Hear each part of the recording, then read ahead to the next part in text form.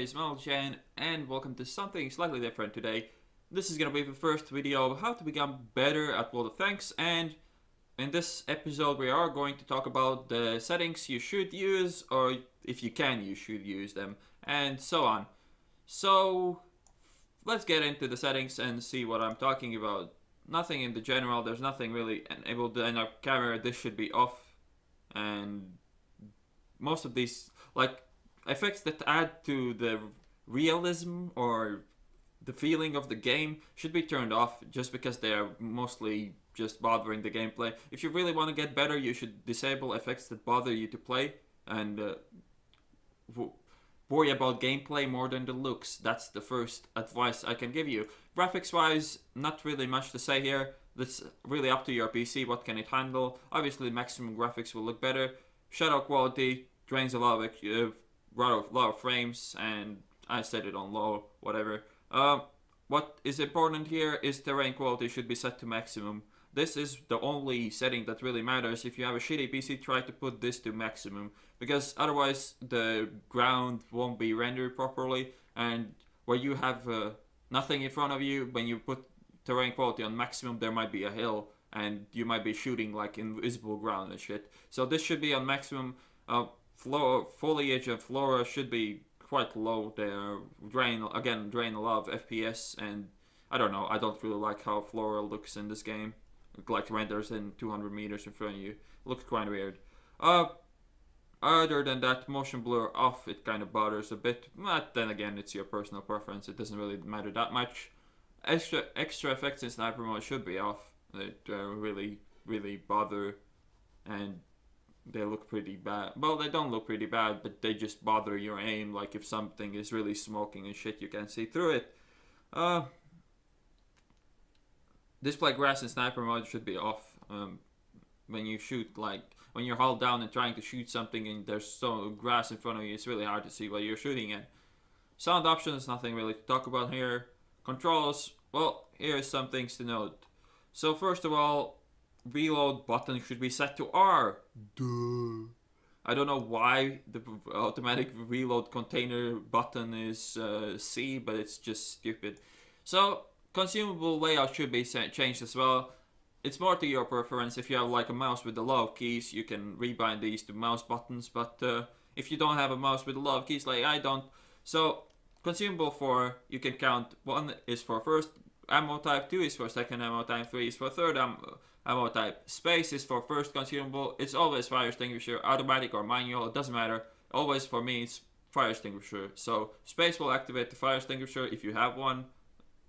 E, why E? Because double tapping E will repair your tracks instantly. So it's really close to your fingers, it's really efficient, and repairing tracks really quickly sometimes can save your life.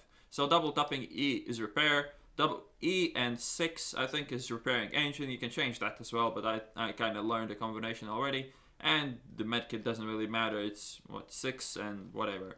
6 and 2 I think is repairing the driver or gunner. I don't remember. But the combinations you can learn. You kind of, I go with my instinct already over the numbers that I see on the screen. So yeah, that's quite. You should really rebind these, because pressing the numbers can be sometimes really frustrating. If you press the wrong one, you can burn to death and so on. So space, fire extinguisher, E repairs, double tapping E, track repairs. Vertical wise, the only thing to note here is, like, mostly it's personal preference, but I really like everything to be clean without this shit. Whatever it is, it's really useless. And adding these crap on your screen, I don't think it's a good idea. So try to just disable everything you can, just to make the screen as clean as possible, so you can aim properly, nothing is in front of you, you can see everything that is in front of you, and so on. Same goes with the sniper mode, exactly the same settings. Marker wise, well, one important note to add: do not use %. % left is the dumbest shit ever. This is so stupid. This is like really the dumbest thing you can do in this game. What good does it give you that you see how much % the enemy tank has left? When you see the health, when you see somebody on like 560 health and you have like 250 off a gun, you know that you'll need at least 3 shots when you see like 34%. who the fuck knows how many times you have to shoot him, and so on. It's really stupid to use percent. I really don't get it, people who use it. It's really stupid, and you shouldn't do it. Another thing you shouldn't do, you shouldn't put players' names on tanks. Like, why would it matter? What name does the guy wear? Tanks names is what matters. If you are like really familiar with the game, just put the vehicle icon, it will do the job. If you're not familiar with the tanks, just put the vehicle name and tier, or icon and tier. That can help a lot. I use my XVM config that completely overrides all this stuff here.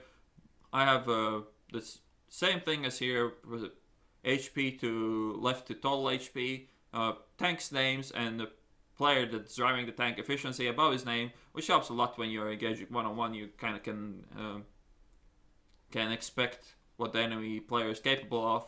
And so goes with the alternative. Well, I don't really use the alternative look because I have everything that I need into the default look. And same goes for our team. Names doesn't matter. Health left to health total, and tank's name matters. And for destroyed, it doesn't really matter at all.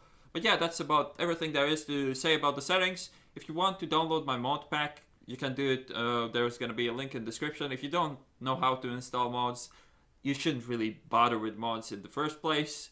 There's a lot of tutorials though how to do it. It's not really hard, it's just drag and drop.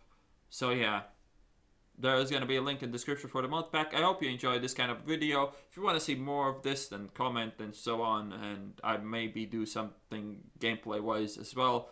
But that's it for now. I hope you enjoyed, and I'll see you on the next one.